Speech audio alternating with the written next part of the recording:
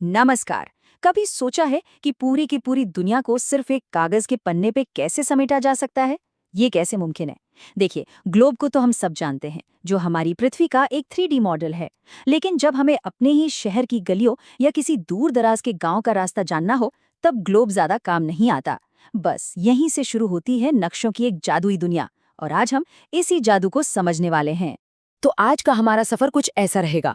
सबसे पहले ग्लोब और नक्शे की एक छोटी सी टक्कर देखेंगे। फिर जानेंगे कि भाई नक्शे कितनी तरह के होते हैं, उन्हें पढ़ने की वो 3 जादुई चाबियां कौन सी हैं, फिर इन चाबियों का इस्तेमाल कैसे करना है, और हाँ, आखिर में ये भी समझेंगे कि स्केच, प्लान और नक्शे में असल में फर्क क्या होता है। तो चलिए शुरू करते हैं। तो आगे हम पहले राउंड में ग्लोब वर्सेस मैप। एक तरफ है गोल मटोल सा ग्लोब जो पूरी धरती को एक ही नज़र में दिखा देता है, पर क्या ये हमेशा हमारे काम आता है? चलिए देखते हैं इसकी कुछ कमजोरियां। इसे कुछ ऐसे समझते हैं, ग्लोब जो है वो एक बड़ी तस्वीर दिखाता है, मतलब जैसे अंतरिक्ष से हमारी पृथ्वी दिखती है। लेकिन नक्शा नक्शा एक जूम लेंस की तरह है।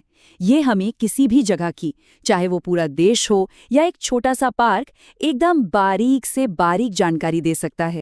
तो ग्लोब के साथ असल में दिक्कतें क्या हैं? पहली बात तो ये, इसे कोई बैग में लेकर तो घूम नहीं सकता, है ना। दूसरी बात, ये हमें ये तो बता देगा कि हाँ भारत कहाँ है, पर ये नहीं बताएगा कि हमारे घर तक पहुँचने वाली सड़क कहाँ है। और सबसे बड़ी चुनौती, कभी किसी संतरे का छिलका बिना फाड़े उसे एकदम चपटा करने की कोशिश की है? मुश्किल है, राइट। पृथ्वी के साथ भी बस यही होता है, इसीलिए नक्शों में थोड़ी बहुत गड़बड़ या कहें तो विकृति आ ही जाती है। तो इस मुकाबले का नतीजा तो एकदम साफ है। जब भी बात आती है बारीक जानकारी की, डिटेल्ड इन्फॉर्मेशन की, तो नक्शा ही असली चैंपियन है। ये हमें वो दुनिया दिखाता है जो ग्लोब की पहुंच से बहुत बहुत दूर है। अब जब हमने नक्शे को चैंपियन घोषित कर ही दिया है, तो चलिए इसकी दुनिया को और थोड़ा खंगालते हैं। देखिए, नक्शे सिर्फ एक ही तरह के नहीं होते, ये तो जानकारी का खजाना है, और हर नक्शा एक अलग ही कहानी सुनाता है। देखते हैं कैसे। सबसे पहले आते हैं भौतिक नक्शे। ये धरती के लैंडस्केप को दिखाते हैं। मतलब अगर हमें ये जानना है कि किसी जगह पर ऊंचे ऊंचे पहाड़ हैं या सपाट मैदान, तो इसी नक्शे को देखना होगा। ये धरती की असली कुदरती शक्ल दिखाते हैं। अब आते हैं राजनीतिक नक्शों पर। अगर भौतिक नक्शे प्रकृति की कहानी बता रहे हैं, तो राजनीतिक नक्शे इंसानों की कहानी बताते हैं। ये हमें देशों, राज्यों और शहरों की वो सीमाएं दिखाते हैं जो हमने, मतलब इंसानों ने बनाई हैं। और फिर तीसरे नंबर पर है थीमैटिक नक्शे। इनका फंडा बहुत सिंपल है, एक नक्शा एक टॉपिक। ये किसी एक खास चीज पर ही फोकस करते हैं, जैसे कहाँ सबसे ज्यादा बारिश होती है, देश में सड़कों का जाल कैसा है, या फिर कहाँ कौन से उद्योग लगे हुए हैं।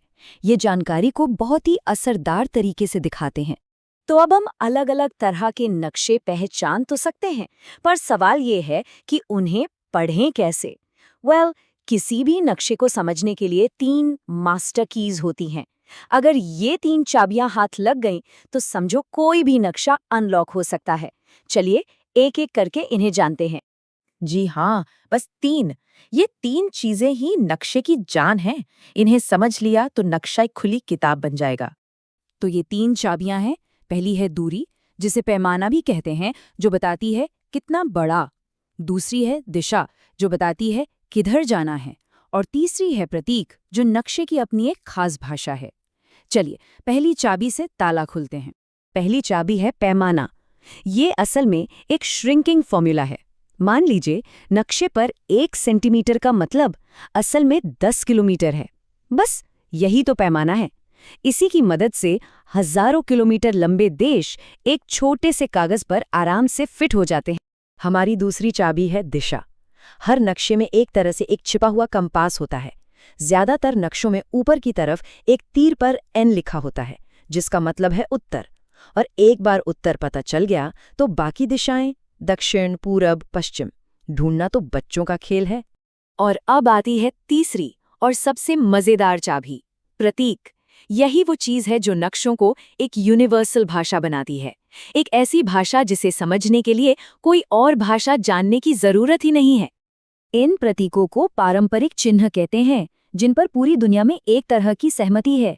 जरा सोचिए, अगर नक्शे पर हर जगह मंदिर या रेलवे स्टेशन लिखना पड़ता तो कितनी भीड़-भाड़ हो जाती। इन्हीं प्रतीकों की मदद से हम कम जगह में बहुत सारी जानकारी दिखा पाते हैं।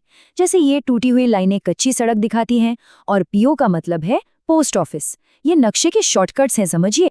ठीक है, तो तीनों चाबियां अब हमारे पास हैं। थ्योरी बहुत हो गई, अब इन्हें एक्शन में देखने का टाइम है। हम एक असली नक्शा लेंगे और उसे डिकोड करने की कोशिश करेंगे। तैयार हैं सब? तो ये रहा सुंदरपुर गांव का नक्शा। ध्यान से देखिए, इसमें नदी भी दिखेगी, एक रेलवे लाइन भी है और कई घर भी हैं। ये सब अलग-अलग प्रतीकों से दिखाए गए हैं। चलिए अब कुछ जासूसी करते हैं। चलिए, अब एक छोटी सी पहेली। इस नक्शे में जरा डुमरी गांव ढूंढते हैं। मिला क्या? हाँ, ये रहा। अच्छा, अब जरा ये देखते हैं कि उसके बगल से जो सड़क जा रही है वो कैसी है, पक्की या कच्ची। अगर हमें वो प्रतीकों वाली टेबल याद हो तो ये जो टूटी फूटी सी लाइन है ये दिखाती है एक कच्ची सड़क को। देखा, कितना आसान हो गया इसे पढ़ना। और अब हम आ गए हैं अपने आखिरी पड़ाव पर। यहाँ हम एक आम उलझन को दूर करेंगे। स्केच, प्लान और नक्शे में आखिर फर्क क्या है? सुनने में तो ये एक जैसे लगते हैं, पर असल में तीनों बहुत अलग-अलग चीजें हैं। चलिए इसे एकदम सिंपल तरीके से समझते हैं। स्केच वो होता है जो किसी को रास्ता बताने के लिए फटाफट कागज पर बना दिया जाता है, एकदम अंदाजे से, बिना किसी नाप जोख के। नक्शा, जैसा हमने देखा, हमेशा एक पैमाने पर बनता है और बड़ी जगहों जैसे शहर या देश को दिखाता है। और प्लान समझ लीजिए, एक कमरे या घर का जूम इन वर्जन है जिसमें हर दीवार की लंबाई चौड़ाई तक लिखी होती है। तो कुल मिलाकर हम कह सकते हैं कि नक्शे सिर्फ कागज के टुकड़े नहीं हैं, बल्कि ये वाकई में बहुत शक्तिशाली उपकरण है।